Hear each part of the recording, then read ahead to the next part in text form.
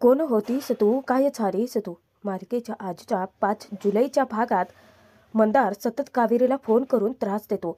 मंदारचा आवाज ऐकता क्षणी कावेरीचा जीव नुसता घाबराघुबरा होतो. घाबरून ती फोन डायनिंग टेबलवरती तसंच ठेवून देते. तेव्हा सुलक्षणा तिच्यावरती ओरडते के मुली, या घराचे नियम तू अजिबात विसरू नकोस. तुला माहीत नाही आहे का, स्वयंपाकघरात आणि इतर डायनिंग टेबलवरती फोन आणलेला मला अजिबात चालत नाही. कावेरी अजूनही त्याच धक्क्यात असते. मंदार सतत कॉलवर कॉल करत असतो. तो फोन सतत वाजत राहतो. सुलक्षणा तिच्यावरती परत खेक असते की बाई, तो फोन उचल नाही तर बंद तरी कर. त्याच्या आवाजाने कान किटलेत माझे.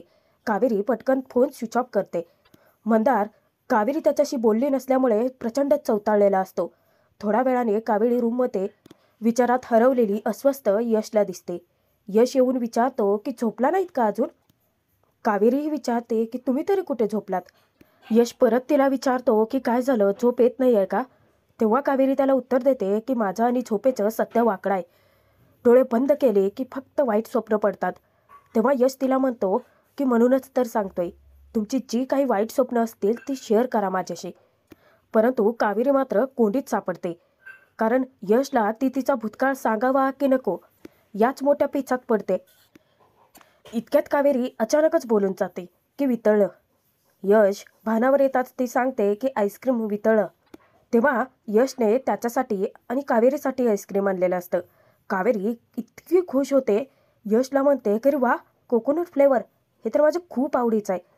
परंतु तुम्हाला कसं माहिती, तिने असं कुतूहलाने विचारता क्षणी यश तिला म्हणतो की मला फक्त तुमच्याबद्दल एवढंच नाही माहिती, तर तुमच्याबद्दल बरंच काही माहिती आहे.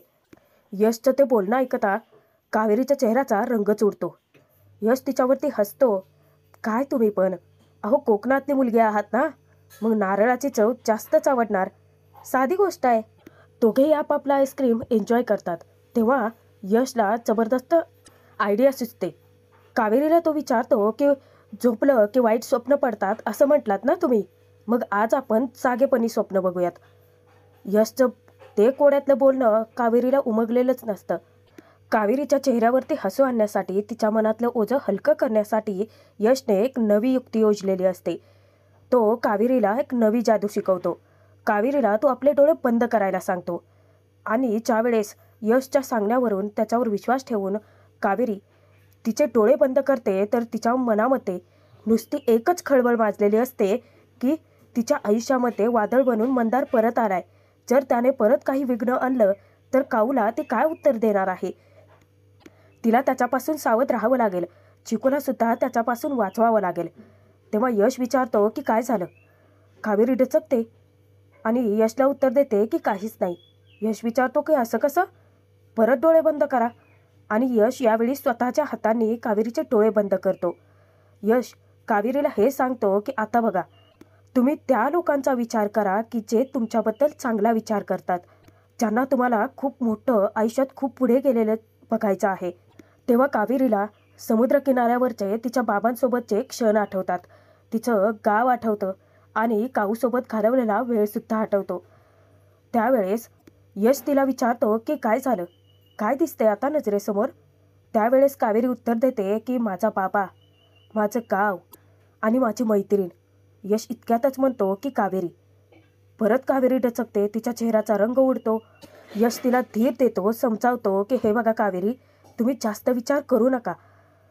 तुमच्या आयुष्यामध्ये सगळं चांगलंच घडणार आहे. फक्त हाच विचार ठेवा. त्यानंतर कावेरी यशला डोळे बंद करायला सांगते. यश तिला खुणावतो की तो का, आणि तो काही डोळे बंद करायला तयार नाही म्हटल्यानंतर कावेरी सुद्धा हट्टाला पेटते. यावेळी कावेरी त्याचे डोळे स्वतःच्या हाताने बंद करते आणि त्याला प्रश्न विचारते की आता मला सांगा की अशी कोणती व्यक्ती आहे की जिला पाहिल्यानंतर तुम्हाला हुरूप येतो, खूप छान वाटतं तिला बघितल्यानंतर. यशच्या नजरेसमोर अचानक कावेरीचा चेहरा उभा राहतो. मार्केटमध्ये गुंडांसोबत केलेली मारपीट आठवते. यश कठोर वध करताना त्याच्या वाटेतल्या अडचणी दूर करणारी कावेरी आठवते. ज्यावेळेस कावेरी बाजूला होऊन यशला विचारते की काय झालं, तुम्हाला माचा चेहरा आठवला असेल ना, तेव्हा यश पूर्ण ब्लँक होतो. त्यानंतर तो थोडा विचार करून हसून फक्त मान डोलावतो. कावेरी यशला थँक्यू बोलते की ती जादू त्याने तिला शिकवल्याबद्दल. त्यावेळेस यशही तिला थँक्यू बोलतो, परंतु ज्यावेळेस कावेरी त्याला विचारते की थँक्यू कशासाठी, तो पुढे काही उत्तरच देत नाही. खरं तर कावेरी त्याच्या आयुष्यात आल्यापासून तिच्याकडून खूप साऱ्या गोष्टी यश शिकलेला आहे. तेव्हा अचानक यश आता कावेरीला म्हणतो की वितळलं. कावेरी यशकडे पाहता क्षणी यश सांगतो की आईस्क्रीम वितळलंय. दोघेही हसतात आणि आपापला आईस्क्रीम एन्जॉय करतात. काही वेळानंतर जेव्हा कावेरी तिच्या रूममध्ये जाते तेव्हा मात्र तिच्यावरती मंदार हल्ला करतो. मंदार आधीच्याच खिडकीतून चढून रूममध्ये लपून बसलेला असतो. ज्यावेळेस तो कावेरीवरती हल्ला करतो तो तिचं तोंड दाबून धरतो. त्यावेळेस कावेरीसुद्धा पूर्ण जोर लावून मंदारला दूर ढकलते. मंदार काटे चमचा घेऊन कावेरीच्या अंगावर धावून येतो. जी कावेरी 5-5 गुंडांना एकटी भारी पडते तिच्या पुढे मंदार नावाचा व्यक्ती काय चीज आहे. कावेरी त्याला जोराची ढकलते आणि त्याच्यावरती काटे चमच्याने वार करते. तेव्हा तो जोराचा ओरडतो आणि नेमका तो आवाज ऐकलेला असतो यमुनाने. यमुनाला कसली तरी खुणखुणी जाणवते की कावेरीच्या रूममध्ये नक्कीच कुणीतरी आहे आणि म्हणूनच ती कावेरीच्या रूमचा दरवाजा धडाधड ठोठवायला लागते. कावेरी मंदारला तिथून निघून जायला सांगते आणि त्याला धमकावते सुद्धा की तू आत्ताच्या आत्ता इथून निघून जा, नाहीतर मी सगळ्यांसमोर आरडाओरडा करेन आणि तुझं जे हे चांगुलपणाचं सोंग आहे ना ते इथल्या इथे उघडं पाडेन. आता मंदारचा सुद्धा नाईलाज असतो. जाण्यापूर्वी कावेरीला सुद्धा तो धमकवतो की मला तुझ्याशी बोलायचं होतं, त्यामुळे परत जर फोन केला तर फोन उचल, नाहीतर काट माझ्याशी आहे असं सांगून तो जेव्हा खिडकीतून उडी टाकून तेथून पळतो तेव्हा यशची नजर त्याच्यावरती पडते. यशला फक्त सावली दिसलेली असते. तो नक्की व्यक्ती कोण आहे काहीच माहिती नसतं. इतक्यात यमुनाचा मोठ्याने आरडाओरडा ऐकू येतं. त्यावेळेस यश विचार करतो की मी आत्ता कोणाला इथून जाताना बघितलं का तो भास होता माझा. त्याचं त्यालाच काही सुधरत नाही. रूममध्ये येताच कावेरी लगेच चाळसूतपणाचा आव आणते.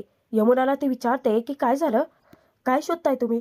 यमुना बोलताना मुद्दाम मोठ्या मोठ्याने आरडाओरडा करून बोलते.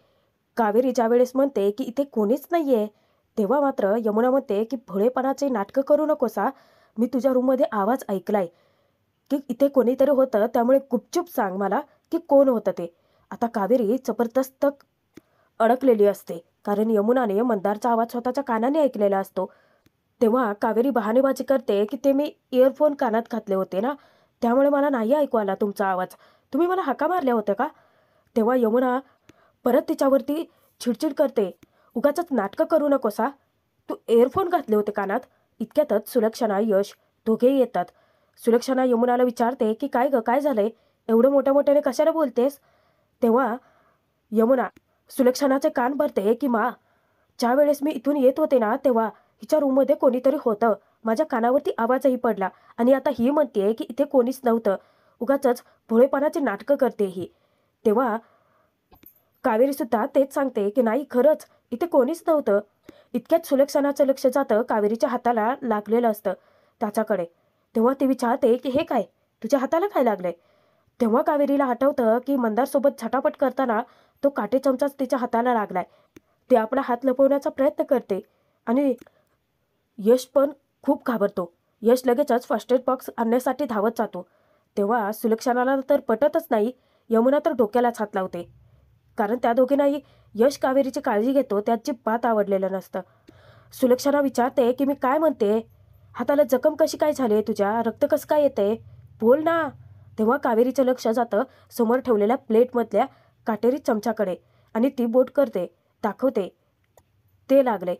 तेव्हा सुलक्षणा तिची चांगलीच खरडपट्टी काढते की तू का वेंदळेस का ग, तुला साधी एवढी अक्कल नाही आहे का की आपल्या रूममध्ये एक छोटंसं बाळ आहे, काटेरी चमचा इथे ठेवायचा नसतो.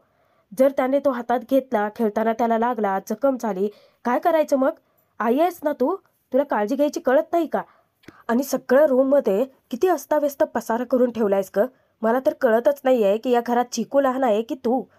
तुला झोप तरी कशी लागते या सगळ्या पसारामध्ये, काय चाललंय तुझं नक्की. त्यावेळेस कावेरी तो सगळा ओरडा खाऊन घेते. इतक्यातच तिचा फोन वाजतो तर मंदारने तिला मेसेज केलेला असतो, थँक्यू, आज तू मला सगळ्यांपासून वाचवलं, आता उद्या मी तुला सगळ्यांपासून वाचवतो. इतक्यातच यश येतो आणि जेव्हा तो तिच्यासमोर फर्स्ट एड बॉक्स ठेवतो तेव्हा मात्र कावेरी टचकते. यमुना यशवरतीच नाराजी व्यक्त करते की काय चाललंय तुमच्या दोघांचं. अगं मा, मी मगाचपासून काय सांगण्याचा प्रयत्न करते तुम्हाला की हिच्या रूममध्ये कोणीतरी होतं, मी आवाज ऐकलाय, तेच सोडलं तुम्ही आणि तुमचं काय बोलतच चालू आहे. तेव्हा यश तिला समजावतो की यामिनी प्लीज शांत हो. हे बघ, तुझा डाऊट क्लिअर करण्यासाठी आपण CCTV फुटेज चेक करूयात ना. तेव्हा यमुनाच्या डोक्यातही ट्यूब पेटते. ती म्हणते की परफेक्ट, मग लगेच जाऊयात. यमुनाला तेच तर हवं असतं. काहीही करून कावेरीला त्या घरातून हाकलवून द्यायचं. आणि आयती संधी चालून आली म्हटल्यानंतर थोडीच चान्स सोडणार आहे. सुलक्षणाला घेऊन यशचा विचार न करता ती पुढे निघून जाते. परंतु यशला कावेरीची काळजी वाटते. यश तिला थांबवतो की तुम्हाला खूप जास्त जखम झाले आणि रक्तही जाते. यश स्वतःचा रुमाल काढतो आणि पटकनी कावेरीच्या हाताला बांधतो. यश रुमाल बांधत असतानाच कावेरीच्या जीवाला नुसता घोर लागून राहतो. जर त्या CCTVमध्ये जर मंदार जर दिसला तर मग मात्र तिचं काही खरं नाही. तिचा सगळा भूतकाळ उकळा पडू शकतो.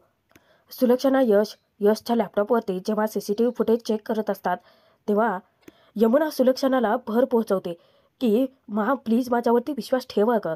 त्या कावेरीच्या रूममध्ये कोणीतरी होतं आणि सतत ती कावेरीला चाबही विचारत असते. कावेरी मात्र चिडीचूप मनोमन प्रार्थना करते की जर मंदार या फुटेजमध्ये दिसला तर माझं काही खरं नाही. माझं सत्य सगळ्यांसमोर येईल. परंतु मंदारने पांघरून घेतलेलं असल्यामुळे त्याचा चेहरा तर स्पष्ट दिसत नाही, परंतु CCTV फुटेजमध्ये तो तेथून धावत गेल्याचं दिसतं जरूर.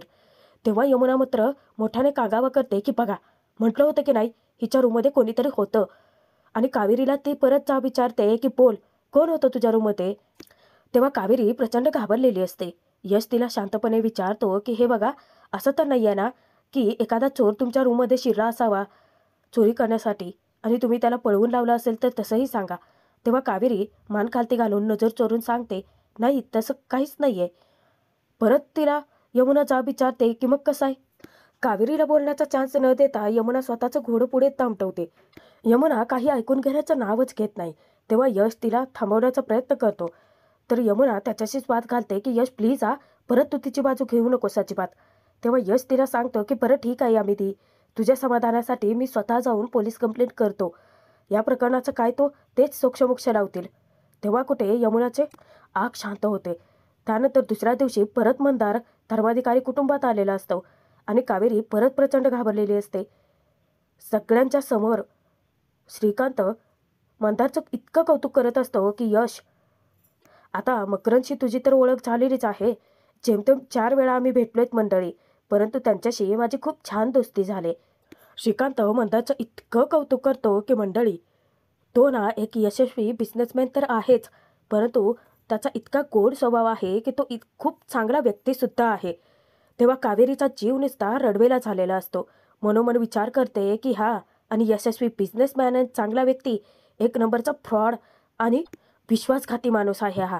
बाबा प्लीज प्लीज याच्यावरती विश्वास नका ठेवू. तेव्हा सुलक्षणा मंदारसाठी त्याची आवडती ब्लॅक कॉफी आणायला सांगते विद्याला. कावेरीच्या मनाची नुसती लाही होते. आत्ताच्या आता असं काय करावं की त्या मंदारचा जाऊन जीव घ्यावा की काय असं वाटतं. तो खलबत्ता त्याच्या डोक्यात घालावा की सुरेने त्याच्या पोटातला कोथळा बाहेर काढावा की काय असं झालेलं असतं. मंदार यश श्रीकांतसोबत बिझनेसविषयी चर्चा करत असताना इकडे कावेरीचा जीव तिळतिळ तुटतो. तिचा रागही उफाळलेला असतो, परंतु कसं तरी स्वतःला कंट्रोलमध्ये ठेवते. विद्या येताक्षणी कावेरीला भानावर आणते. विचारते की काय कावेरी वहिनी, तुम्हाला पण माझ्यासारखं मनात बोलायची सवय लागली आहे की काय. तेव्हा कावेरी हसते. विद्या श्रीकांत यशसाठी चहा आणि मंदारसाठी ब्लॅक कॉफी घेऊन जाते. यश श्रीकांतला बिझनेस संदर्भात सगळ्या काही डिटेल्स देतो. तो म्हणतो की आपण युरोपियन कंट्रीजमध्ये आपले प्रोडक्ट लॉन्च तर करणारच आहोत. आता आपण सिंगापूरमध्ये सुद्धा ते डिस्ट्रीब्यूट करूयात आणि सिंगापूरमध्ये जर आपलं प्रोडक्ट डिस्ट्रीब्यूट झालं तर आपल्यासाठी खूप मोठं मार्केटही ओपन होऊन जाईल. तेव्हा मंदार परत चांगुलपणाची भोळेपणाची नाटकं करतो की एक्झॅक्टली मीही तेच सांगण्याचा प्रयत्न करतोय. सिंगापूरचे माझे काही कॉन्टॅक्ट आहेत, ते तुम्हाला तिथे तुमचं प्रोडक्ट लॉन्च करायला मदत तर करतीलच. मग आपण पार्टनरशिपचे पेपर्स लवकरच सह्या करून घेऊयात त्याच्यावरती. मी तोपर्यंत ते तयार ठेवतो. मंदारचं ते बोलणं ऐकताच कावेरीच्या काळजात धडकीच पडते, कारण मंदारने असंच तिच्या बाबांची गोड बोलून फसवणूक केली होती. तेव्हा मनोमन चवताळलेली कावेरी विचार करते की बाबा प्लीज प्लीज या माणसाच्या नादी नका लागू. असंच करून याने माझ्या हापूसचे विश्वासघात केला होता आणि आतासुद्धा हा माणूस तुमची फसवणूकच करतोय. गोड बोलून हा फक्त तुम्हाला लुबाडणार आहे. मंदार तू काहीही कर, परंतु तुझा कोणताच हेतू आता मी साध्य नाही होऊ देणार.